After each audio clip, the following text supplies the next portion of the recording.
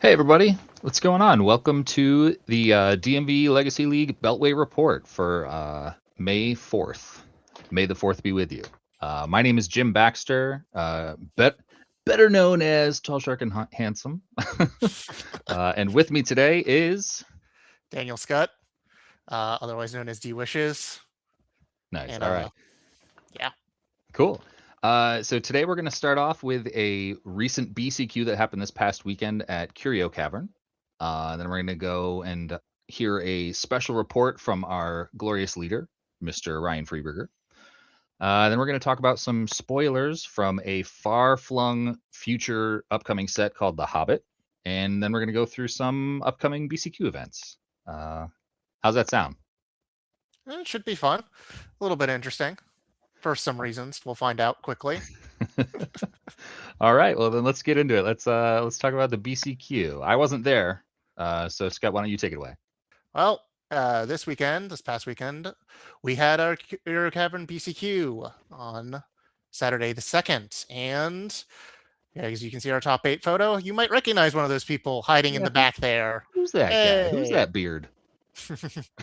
Yep. I was there and I managed to top 8 the event. It was a lot of fun. Nicely done. Congratulations. And this was a double invite event, as most of them have been this season. So we had 2 winners. It was Harry Hackett as the first winner, and he was on a Is It Welder Cam deck. Great work to him. And the other person who got there with Demir Tempo was James Pogue. I believe that's how you pronounce the last name. Sorry if I said that wrong. Very cool. Congrats to those two. Congrats to both of them, and good work. Yeah. As you can see, we have a lovely little store. Yeah, look at that. I know a lot of those people. Yeah, you get to play, get to meet a lot of nice there? people. No. We had Yeah. 35 people for the event for 6 rounds.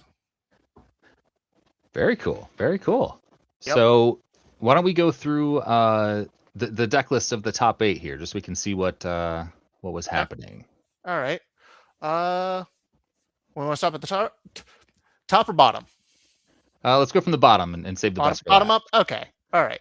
So first we had Brendan Tyler, who was playing Reanimator, which is pretty standard for him. Anybody who knows him. But he's got some spicy tech. Yeah, it's a fun one. So this one notably was including Shallow Grave in it as an instant attack tech. Historically, that was played with like 10 fins. But instead of like Child of Korlos, we get Ralph and Mikey, Troublemakers. So this one came out in the Teenage Mutant Ninja Turtle set. It's 7 mana, trample, haste, 7/7. When it attacks, you also get to reveal cards from the top of your deck and put it into play tapped and attacking. Which, if you know anything about Reanimator, means they're playing a lot of really big things to put in. You've got your standards, your Grizzlebrand, your Atraxa, and your Archon of Cruelty. But the other real interesting one to note is the Coma World Eater, having to play against it in the top 8. Can't be countered, not really relevant. Trample is really nice with its deal combat damage to a player. You get 4 tokens, which makes it really hard to deal with after that. Yeah, getting those tokens into play can be a nightmare and very hard to beat. But the Ward 4 is seen this card. Yeah, it kind of went under the radar. Everybody remembers the first Coma, but not really the second one. But the Ward 4 is also super significant, especially with the Ralph and Mikey plan. I think you really want to hold on to removals like Swords to Plowshares to try to stop that plan, especially out of a Shallow Grave version. But in this case, 5 mana to get rid of a creature is pretty taxing. Yeah. Wow, man. I played a lot of Reanimator back when it was back pre like Psychic Frog days, and this looks much closer to what I was playing back then. Yes. You got the Faithless Looting. It's more the black red, not the blue red. These of the recent past.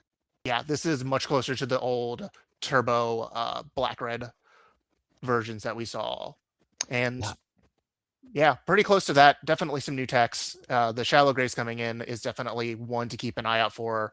Just all these things are pretty good to bring in and start attacking with, so something to worry about. Yeah, I added love that. the stronghold gambits in the sideboard there. I remember that tech from back in the day. That's another classic that can definitely get some people. Yeah. Yeah, Um, that's a fun one. Yeah, one in a red. Each player chooses a card in their hand, and then each player reveals the chosen card. The owner of the creature revealed this way with the lowest convert mana cost puts that card into play. mhm. Yep. So that seems pretty good against maybe a control deck that doesn't have any, or against another reanimate deck where you're just playing the same creature, so they both come into play. Yeah, that's definitely something you could consider. I think, yeah, Mike and Ralphie at 7 is under not it's not under Atraxa, but it is under Grizzlebrand and Archon of Cruelty, which is definitely pretty useful. So Yeah. is Coma as well. So Yeah, so yeah, that'd be good against Sneak and Show too, then, because they're playing Emrakul and Atraxa, right? Or Emrakul and Archon? No, they're playing Atraxa. they're playing Atraxa, so it does meet at the same time, but it does prevent like them bringing in like uh an Emrakul. Emrakul. Yeah, Unfortunately, if sure. they're in a Learn and Tell version, maybe they just put in the Acerec and tell you to go away. True, true. Yes. The other thing to also go with that, we have Stronghold Gambit. We also have Show and Tell as well. We get Oh, both of them. you just do all of it. Just do all of it. Yeah, so when they Yeah. bring in their graveyard hate, you just pivot, you juke them and go Stronghold Gambit Show and Tell. Yep. That's fun. Definitely. Yeah.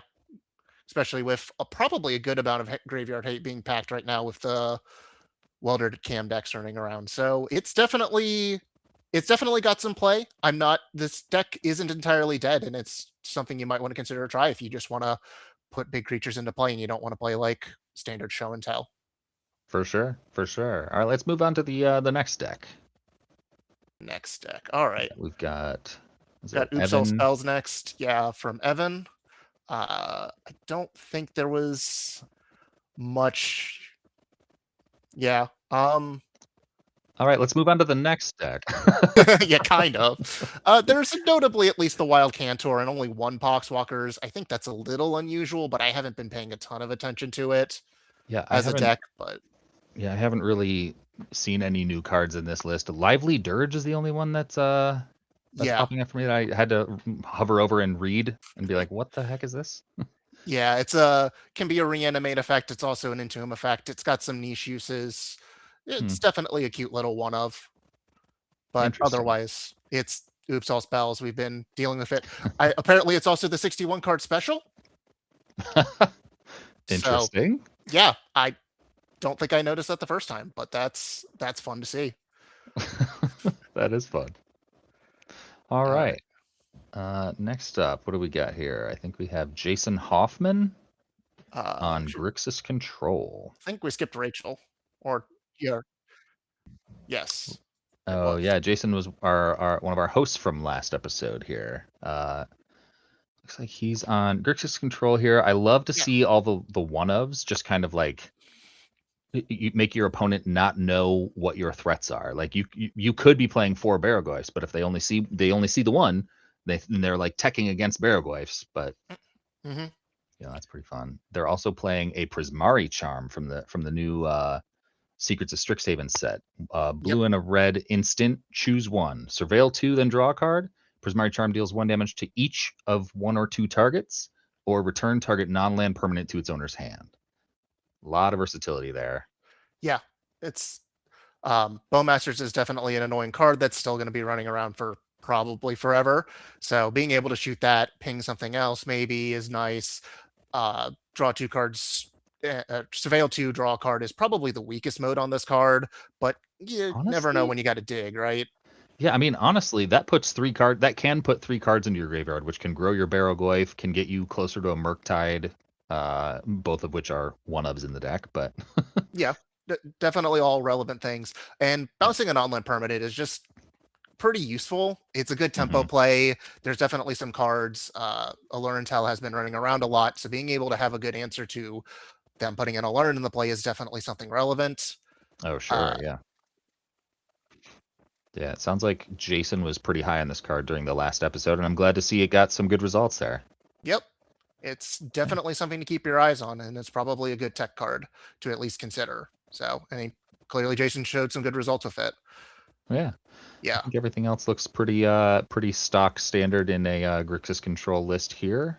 It's got a fun new card, but we'll talk about that card in a minute because that one's going to be a little bit of a talk. We'll get to that Okay. one in a second. All right. Well, then let's move right on to the next one. I believe we had Rachel. Yeah. Yeah, Rachel on a Lurentel. This deck is sick. It's something. I have mixed feelings on this deck personally.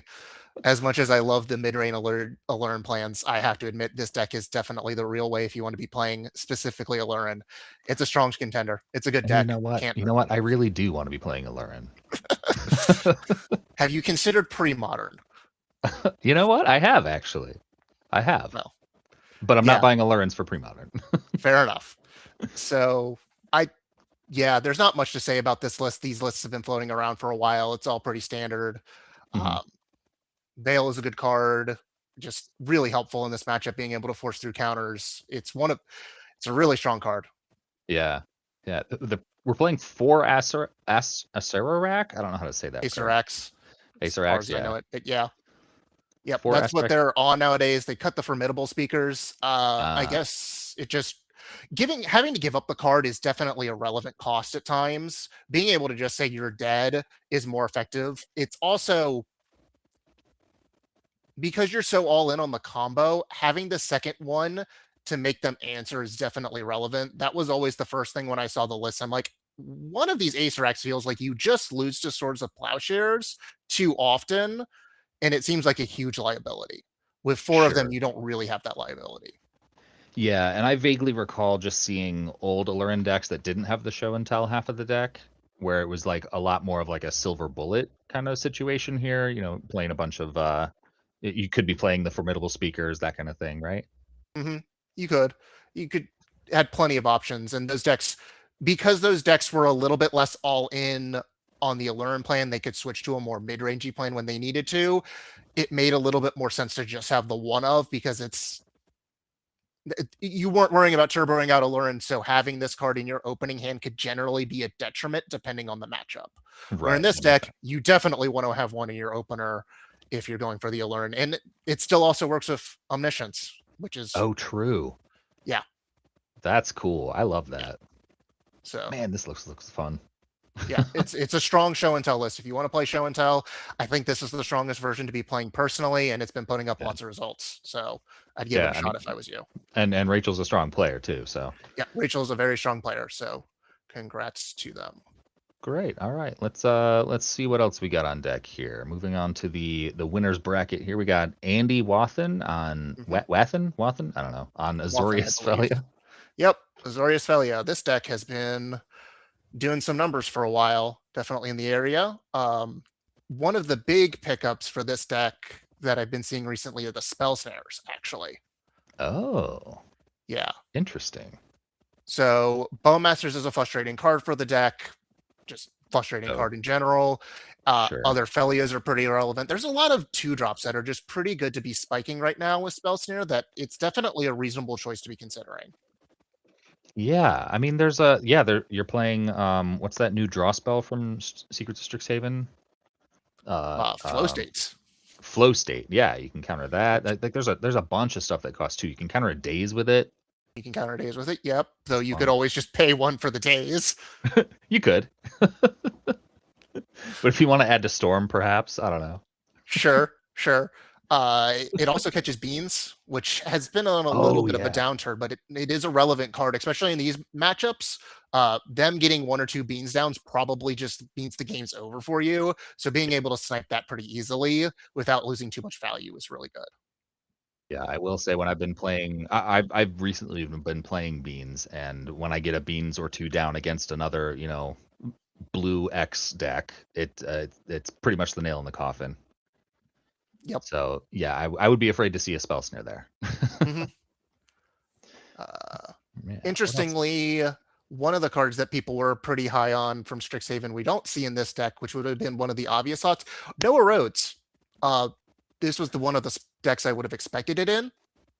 Maybe it's Yeah. just the tech for right now. Maybe it needs a little bit more testing, but we'll see if it makes its way into these kinds of decks in the future. Especially with like the Snapcaster Mage, I like it a lot. Yeah, I mean, yeah, this list is running 4 swords, so I think a fifth in a fifth Swords to Plowshares type effect is probably fine, but going and fetching them a land is really truly detrimental in a deck that doesn't otherwise get their basics out of their deck, right?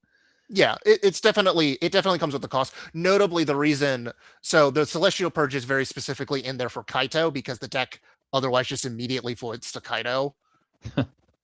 So that's why the Celestial Purge is really there. Erode does hit Kaitos because it Yeah, also hits Planeswalkers. Can also hit Flip Tamios in case you don't have something like a pending to deal with it. Flip sure. Tamios can definitely be problematic. Yeah, I would expect to see a road in like a Death and Taxes list where you're running like the White Orchid Phantasm, where you're Yeah. already making them fetch for their basics and stuff. Yeah, you could do that too, so they start just losing all the value pretty quickly. So Yeah, we'll see if that card comes up. sure. All right, good job, Andy. Let's see what else we got on deck here. We've got look at this. Esper Hey, Blink. what's Who's this this pile? guy? Yeah, this is the deck I played to top four. My Esper Blink pile I've been working on since a little bit before Eternal Weekend last year. Yeah. I love this deck a lot. This deck is a lot of fun to play and really enjoyable. Yeah, didn't you start with Aether Vial? Didn't you start this deck with Aether Vials? No. So originally, I liked the 80 card Esper Vial decks, but I kind of went through the thought and I'm like, I don't think 80 cards is very good. I don't think Vial is very good in um, Yorion decks in general. I just like you need to play it on turn one. 80 cards make you way less likely to do that. It gets so much worse.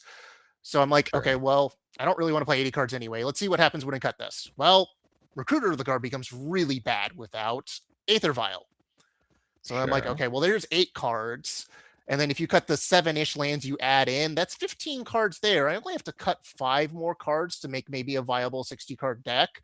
So Oh, then you just trim down the recruiter package. And this is where I roughly ended up. this So, is sweet. Tell me like what your like ultimate goal is to like turn one you want to play a Tameo, right? Turn two, what would you want so to do? Tameo or Thoughtseize are really your turn one plays. Tameo is Sure. fine. The card is just broken. We all know it. The card's really strong, and that's largely why it's there. It Yeah. just is good at basically all points of the game and will do something. And then Thoughtseize is also another card we all know. It's just good. It does lots of things. It's a great turn one play. Hopefully on turn two, you then get to put in Ophelia. Just Sure. flash an Ophelia on their turn. You go with that plan. And then you have Overlord of the Balemark and less optimally Quantum Riddler. If you can impend an Overlord and flip it, it's so much value so quickly. Getting probably 2 creatures is really insane. Oh, it also picks up planeswalkers like the Kaitos and the Teferis because Oh man. yeah, I don't know why Overlord has that text on it, but it does. Don't worry if you didn't know that. Most of my opponents have to look at me and go, wait, it picks up planeswalkers too. I mean, I Just know it picks up Tameo, but yeah, it picks up Tameo too, but yeah, it'll pick those up real quickly. So wow. Overlord just adds so much value so quickly. It's way better than Quantum Riddler as a Felia Blink target. Quantum Riddler gets really good in the late game, but it's only really good when you can start using the other effect to get more cards on your card draws. Sure. Otherwise, it's so much worse than Overlord. Yeah, that makes sense. That makes sense. Yep. And then you got like the Barrowglyph to even out your kind of mid-range plan. Yeah. Barrowglyph has just been nothing but pure gas. It's just such a fast clock. And in my deck alone, I can get it up to 6 power, which is really hard to deal with because we have enchantments in the overlords and we have planeswalkers with Kaito and Teferi Man, to go none with of the these are fort. artifacts. Dang. Yeah, I'd considered Baleful Strix, but the time of Baleful Strix is kind of gone for the most part with Orcish Bowmaster being in the format, Yeah, we just which, passed a better Alurin deck, so yeah, I'm not even really. running it. Yeah. So, and we All get right. Bowmasters, which is a cute one to also be able to blink. Blink, get the extra trigger, make your dudes bigger. Or Yeah, just, yeah, you just get to play this kind of mid-rangey. Sometimes you also get to go super fast, right? That's the nice part about the Felia plan is it's just like, oh, hey, look, I flipped in a Quantum Riddler or an Overlord of the Veilmark, and now my clock is like, oh, you're dead on like turn 4 now. right. Yeah, yeah. That seems pretty terrifying. The Yep. one question I had when I was looking at this list was the sideboard Ashiok. What? What? So It was kind of a thought. I saw it on my desk and I'm like, I need some sideboard hate. I need some really graveyard hate. And I had the Fairy Macabre, which has been okay. You can pick it up with Overlord, which is definitely relevant. I've definitely used it multiple times in a game with the same Fairy Macabre. I figured it was decent against a lot of the graveyard decks if I could sit it down, eat some of their cards, especially like the Welder decks. If they try to go a little bit longer, you can slow them down with that plan, take important pieces out. And in grindier long matchups, I was just like, eating graveyards can be relevant from those decks, especially the ones that are wanting to play flow state now. The not being able to search is a nuisance effect. It's not necessarily backbreaking for a lot of those decks, but there are times where it's like, man, I really wish I could fetch right now, and I can't. True. Yeah, or like if you're playing against like the Welder Chem list, like they can't use Goblin Engineer, though that usually comes in on around turn 2, hopefully. Yeah, it slows it down a little bit later, but you usually come down behind it. I enjoyed it. I got some play this weekend. I got to play it against Dredge. I played Dredge round 2, game 2. I'm on the play. We both mulligan. They try to go off turn 1 after seeing my hand, which had a Lavinia and an Ashiok in it. They don't go off. I drop Lavinia on 2, hit the third land, play an Ashiok, and they're just like, well, we don't need to play this game anymore. I cannot win from here. So it's... I also liked it because the blue-black hybrids was pretty nice and makes it easier on your mana. The honest answer is, after playing it with some, it's more cute than it was good. I'm probably going to end up cutting it, and I think the answer probably ends up being Dolphy Voidwalker in the long run for the deck. Sure. So, yeah, I love Voidwalker. Yeah, Voidwalker's a very powerful card. Sure. All right. Well, congratulations on your, what was it, third or fourth? Third place. Third, fourth. Basically the same finish. Yeah, good job, dude. Thank you very much. And with your own deck, nonetheless. That's really fun. That's really cool. Mm-hmm. All right, let's look at the second place. James Pog. I prefer Pog. All right, he was on Demir Tempo. Ooh, look at that! Look at that little 2-drop. Look at that 2-drop. That's the big 2-drop that was supposed to be playing for the weekend. There Flow it State. is. So I guess the reason this is a good time to talk about Flow State.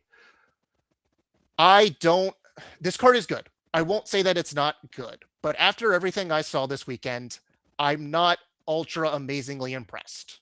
I think it's definitely good in the decks that are going to want to play it. I think it's definitely a plus for those decks.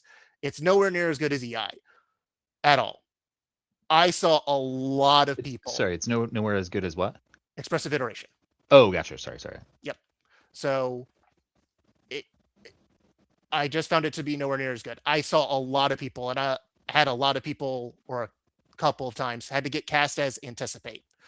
It happened a lot. You may think it's really easy to get it on, and then you find out it's a little bit trickier to turn on than you hope.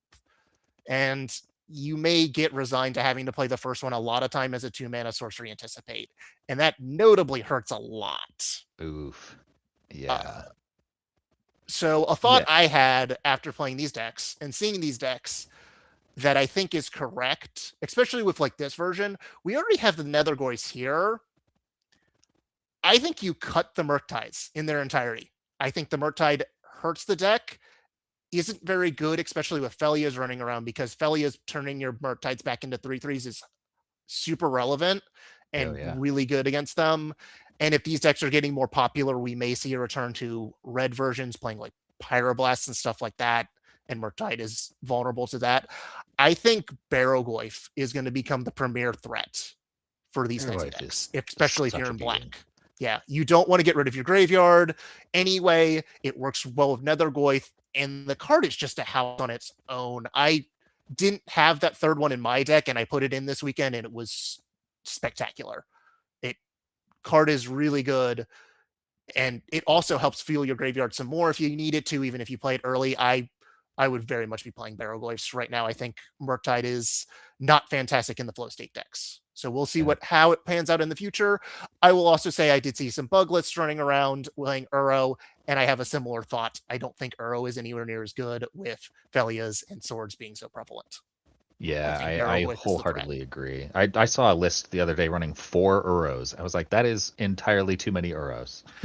Yeah, I 100% agree. But Flow State is definitely a strong card. You're going to see more of it in Legacy. I think people are going to have to tune around it more than they already have, and I think you're just going to see a lot of anticipates out of it. So yeah, yeah, this list does have 16 instants and 11 sorceries. That's kind of a lot. Yeah. That's a lot of instants. It's kind of a lot of sorceries. I think this list in particular would be relatively easy to turn it on. Some lists that it's being jammed into, probably not quite so easy. I 100% agree. This is blue black always seemed like the better spot for me, just because Thoughtseize is an insanely good sorcery and it's one of the best ones you could be playing to turn it on. Yeah, for sure. For sure. All right, cool. Good job, James.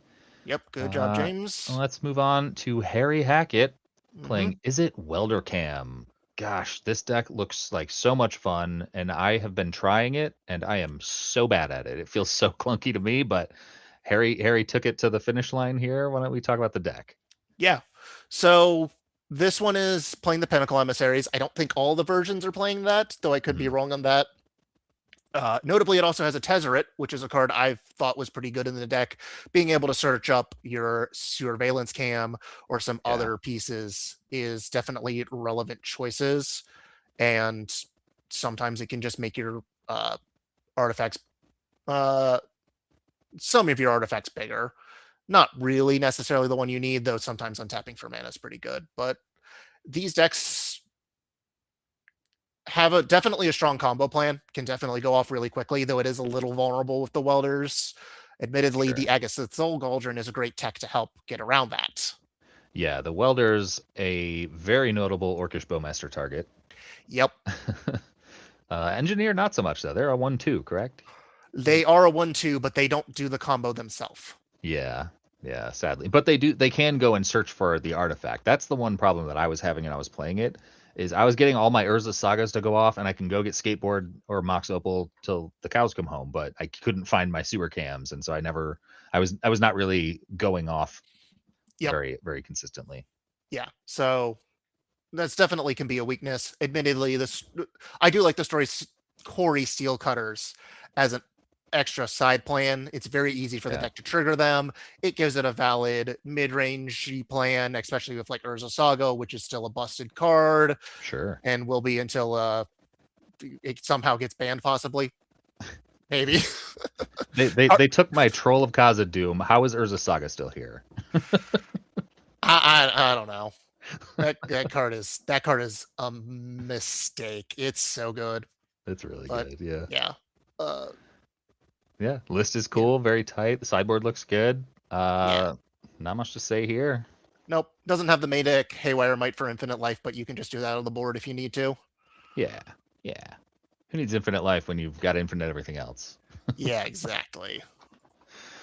All right, cool. So that was the BCQ results for this past weekend. Curio Cavern hosting very graciously. Now let's turn it over to our glorious leader, Ryan Freeberger. Boo. All right, Ryan. Ryan is going to talk about, I believe, the Super League. Hold on, I'm busy being booed. I mean, boo the commission is a traditional thing. It's, it's what you're supposed to do. I'm here for it, so come on. Boo. There you go. Let's see some boos in the chat. All right, hi everybody. Good to be on the Beltway report this week. Today, I'm joining you to introduce the DMV Super League. Season 1 starts not this week, but next week on Friday the 15th. So that's going to be our new weekly published content. You're going to see it on our YouTube channel. It's Thursdays, evidently. I thought it was Fridays. See, that's what happens when the stream notes are not right. It's the 14th, Thursday the 14th. I've got voices in my ears. Anyway, Thursday the 14th, it's going to be every week until CubeCon in DMV. And what we've done is we have invited the top 8 players from Maryland, the top 8 players from Virginia. We've put them into a bracket, and they're going to fight to be the best player in Maryland and Virginia. Let's see that bracket now. So what you've got here is what it's going to look like. As you can see, Maryland's on one side, Virginia's on the other, and they're going to be fighting until the best of Maryland and the best of Virginia are playing each other for an invite to the season invitational. And of course, one of the very few buys we're giving this season. Oh. Yep. And we've made it. We did a lot with this bracket. One of the cool things we've done with this season is that the players from the home stores, so Dice City 1 and Dice City 2, cannot play each other until the finals. So, if we're gonna have a Dice City off, it's gonna be in the finals of one bracket. If we're gonna have a Curio off, it's gonna be the finals of the other bracket. But that's what we've done here. We're very excited to see this. We aren't ready to reveal all of the players that have been invited to participate in the DMV Super League. You're going to have to join us in 2 weeks for the next issue of the Beltway Report for that, where we're going to discuss those matchups in detail. But we're very excited to talk about the first matchup you're going to be able to see on Thursday the 14th, and that is our 1 seed at Game Haven, Mr. Ben Holt, and our 2 seed at Level Up Games, Mr. Dan McKelvey. Both of you are very familiar with these players. I have no idea how that's going to end up. Yeah, I don't know. My money's on the silent goat, Dan McKelvey. But Gonna go with Dan. It depends on what deck he's running. If he's running mono red, my money's on Dan. Well, it's going to be interesting because Dan has been trying a lot of different things recently. Dan has been trying to get out of that mono red box. Particularly, he's been trying the Allure Intel deck. Oh. Yep. So it's going to be interesting. It's going to be very interesting to see what they do. Ben, on the other hand, Ben's just been all rounder. Ben has just been trying all kinds of different things. I don't know what they're going to show up with. D&T, I know they play a lot of, so that right, they've been playing that. Choice. Right, they've been playing that. I've seen them play other things, but I know D&T is the one they've been really focusing on. Mm-hmm. D&T versus Mono Red. I have no idea how that matchup goes. Pretty quickly, I would assume. I don't think that's true. I don't know. Like, I don't know if that's true. I mean, it's D&T, so naturally slow. Mono Red is not that fast, but it's got it can't rely on its chalices and stuff. And true. Blood Moon, please cast your Blood Moon against my D&T deck. Yeah, I'd love to see how that goes for you. Yeah. Well, I'm interested to watch it anyway. Yep. It should be an exciting one, especially once we see the full bracket. Absolutely. That's going to be next issue of the Beltway Report. Be sure to come on back to see the full bracket and tune in on the 14th for the first episode of the DMV Super League that's going to be on YouTube premiering. So be sure to subscribe to our YouTube channel, DMV Legacy League, and keep your eyes out. And that was a very short interlude from the commissioner. Thank you, Ryan. Feel free to boo me. Yes. Thank you very much. Boo. All right. Next up on the docket, we are talking about some spoilers that came out because this past weekend, in addition to being the BCQ, was also MagicCon Las Vegas. So they gave us some really cool events, and there was a lot of my friends were out there, trading misprints and such. And there was a bunch of spoilers from future sets, including The Hobbit. So we have 3 cards that we're going to look at today here. Yep. One of them is Bilbo Thief in the Night. Yeah, this card is something. So it's a 2-mana legendary creature. Spells you cast from anywhere other than your hand cost 1 less to cast. Note this is anywhere and anytime, though it does relate to his other effect. Whenever Bilbo attacks, you may cast an artifact, instant, or sorcery from your graveyard. If an instant or sorcery cast this way would be put into your graveyard, exile it instead. So it's got some hints of being similar to Dreadhorde Arcanist as the obvious one, though you could cast any spell out of your graveyard in this case. You're not just restricted to your power, which does open up some options. You do have to pay for it, so it does take a little bit more choices. It is reduced, though. So we'll see. I don't think the artifact portion is going to be particularly relevant for Legacy, but the instant sorcery could be. Also, Caracasable. It is Caracasable. That is a notable weakness. The cool thing about it, though, is that it is a cost reducer for Underworld Breach, if someone is crazy enough to put this in an Underworld Breach deck. Yeah, Vintage is, I think, the spot this card's going to be nuts in. Underworld Breach, and it's also 2 CMC or less, so you get to play it with your Lurises. Yeah. So, Wow. another also notable thing is it doesn't target. Oh, you don't target the spell, so they can't exile it in response. You just cast it. As long as I'm reading this correctly, you cast an artifact, instant, or sorcery. You don't get to target. You don't have to target. So it gives you a little bit more option. Yeah. That's cool. Definitely something. Yeah, it makes it a little bit harder to deal with in that regard.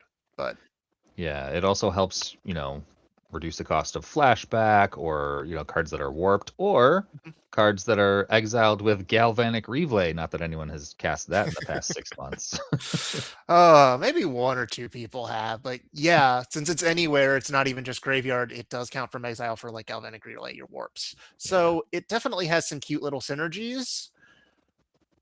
Maybe it sees some play somewhere, but we'll find out. This card has a good amount of potential. I do like this card.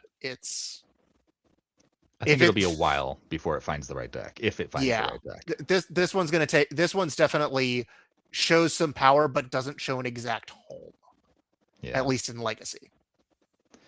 Yeah, there might be a deck that needs to be built for Bilbo, but I don't think there's a deck it slots into easily or nicely right now. Yeah, I agree. The next card, however, I think fits into a lot of decks. The next card is called Riddles in the Dark.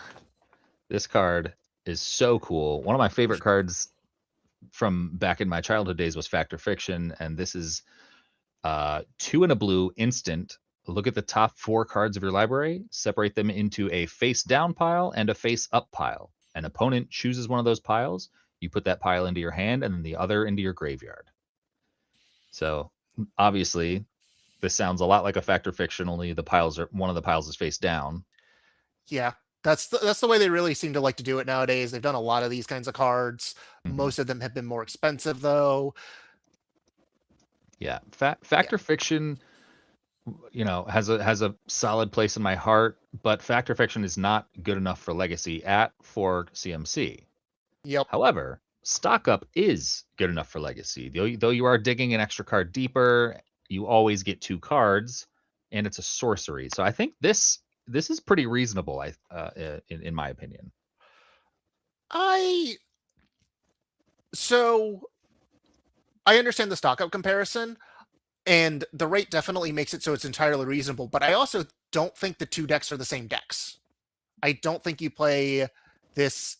I don't think the Stock Up deck would want Riddles in the Dark, but I could definitely see this in slower control-y decks.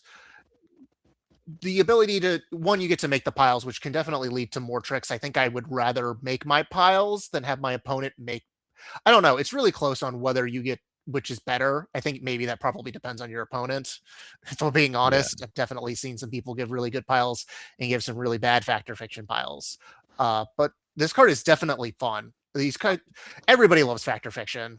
Let's be honest. I think I could see this in Sneaker Show because, early on, your opponent doesn't necessarily know what part of the combo you still need, so they're making 2 piles. They don't know exactly what A or B you're looking for. And so at the end of their turn, since you know which one you need, you could always be like, hey, here's the 1 for the A, but I can hide the 3 for the B that I probably need more. And if you're like, well, I have to really fear this show and tell, and it's like, well, I already had 1 in my hand or 2 in my hand. I didn't actually need it. So it definitely leads to interesting mind games there. And the possibility to get 3 cards is definitely something that could be worth the risk. Yeah. Yeah, it's tricky. I like it. I'm definitely going to be playing this in cubes. I'll try it in some decks. Who knows if it's good enough? But we'll definitely see. But the card is at least entertaining. This card will be a lot of fun to play in limited, in whatever fashion, whether it's actual like draft or sealed, or whether it's like a cube. You'll probably see this card. It's entertaining at the very least. Yep.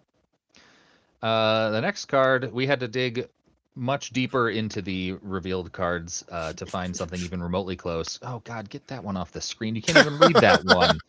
What do you mean? It's perfect. Smog the Magnificent. This is a legendary creature dragon for 2 and 2 red. It's a 4/3 flying haste. Whenever it attacks, he deals damage equal to the number of creatures you control to any target. And at the beginning of your upkeep, you create a treasure token. A number of treasures you control. Oh, sorry, treasures you control. What did I say? You said creatures. I wish it was that good. I think it'd be much better with creatures. Right, yeah. Yeah, this card is probably very, very good as limited since 4/3 flying haste is nice. You get to shoot things later on, and making more mana every turn is just pretty good. Yeah, we went from Bilbo and Riddles in the Dark, and then we took a long walk, and we got to Smog as like the next most playable card. I think this is not going to be interesting for Legacy. Definitely good in limited. Probably pretty good in standard, if I had to guess. Yeah, I don't know a lot about the standard, but it could definitely see some play in those kinds of places. I will note, this does play very well with Fable out of the mono red decks. True.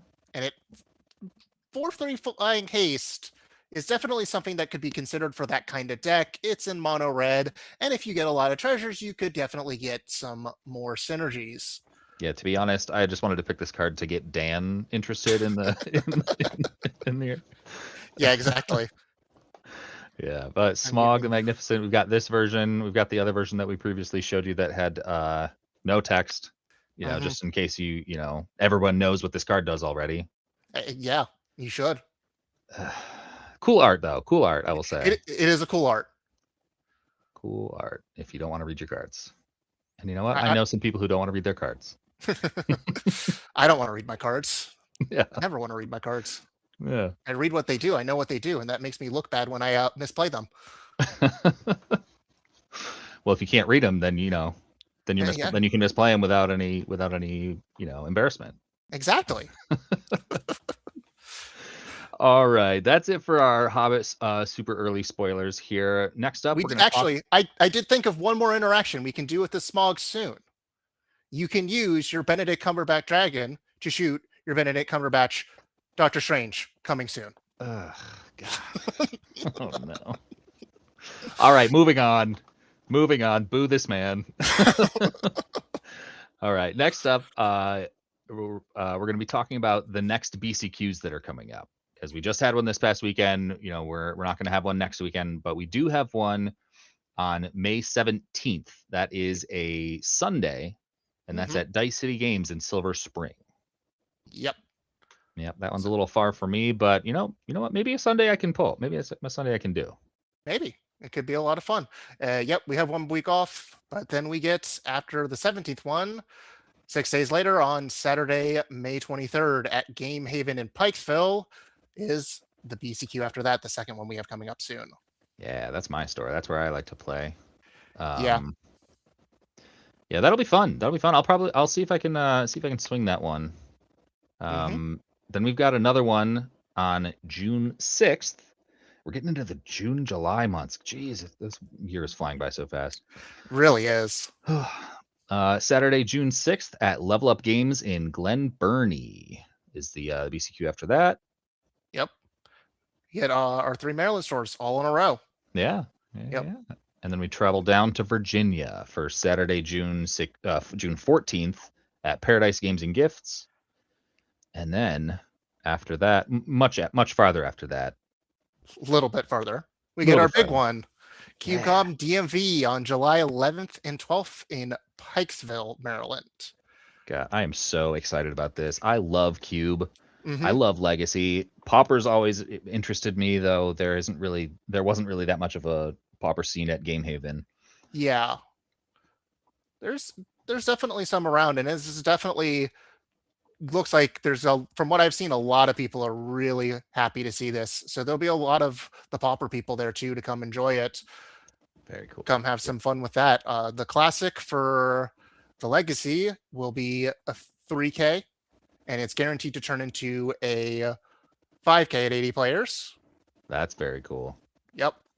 Yeah, and then we've got the Pauper Genesis, the Pauper 2K event with more prizes if we hit 128 players. I mean, I would love to see that. I feel like the Legacy Classic is probably going to hit 80 players, if I had to guess. I agree. I think that's very likely, especially with the area we're in for a big event like this. We can probably pretty easily get 80, but I would love to see the Pauper players get 128. That would be fantastic for them. That'd we be also, yep, there are currently 182 players enrolled out of 196. Yeah, it's almost capped. It is almost capped. It looks like there are 14 slots left as it currently stands. So if you are interested in playing in this event, you may want to sign up now. Congratulations go buy some to the Pauper players. Good to see you all turning out for your events. And, that's awesome. Yep. And last but not least, we also need to talk about the cube drafts for CubeCon for the big main event. You get 2 cube drafts on Saturday with 1 more cube draft on Sunday with a cut to top 8. So that's a lot of drafting. That is a lot of drafting. Fun. I'm excited though. There's a very, very good, thriving cube community in Baltimore, and I'm happy to see it have CubeCon DMV here in Baltimore as well. Yes, it's great to see. Always love to see people playing the Magic that they enjoy, especially ones. Cube has so much diversity. Yeah, it's not just the vintage cube that you find on Magic Online or the cube that you find on Arena. There's a lot of different cubes out there. There's the Ornithopter cube where there's just like a bajillion zero drop 0/2 flyers. Yeah, yeah. It'll be a fun time. If you want something a bit different to try out and come play, you don't know what you're going to get until you sit down, and who knows, you could have an absolute blast playing some of the strangest Magic you've ever played. Yeah, and you don't have to buy dual lands for it. Exactly. Get to save a little bit of money. Yeah. All right. So hopefully we'll see you July 11th and 12th for that one. Should be a lot of fun. Come join us. Yeah. All right. I think that's pretty much it. Anything else you got? Yeah. All right. All right. Yeah, these are our. We'd like to acknowledge our bronze stores, Hashtag and Labyrinth, and a very special thank you to our gold stores, Curio, Dice City Games, Game Haven, Level Up, and Paradise Games and Gifts. You guys are truly, we couldn't do this without you guys. We really couldn't. It's great to see the stores helping out, all the employees. They're always so helpful and kind to us, helping us out, I've seen them always trying to help find cards for people's decks and just going out of their way to be really kind and helpful to us. Great respect to all of them. Yeah, my only complaint is I wish all of you were closer to my house. So if you could work on that, that'd be great. But other than that, yeah, I trust me, I feel that being the closest store being to me 50 minutes away. So. Oh yeah, I've got nothing to complain about. You're in Frederick, aren't you? Yeah, it's a little bit of a drive to get to any of these stores, but it is always a fun time and worth the drive. Yeah. All right. I have to tell that to my car. All right. Well, everyone, thank you so much for joining us for this Beltway report, and we'll see you next week. Yes. All right.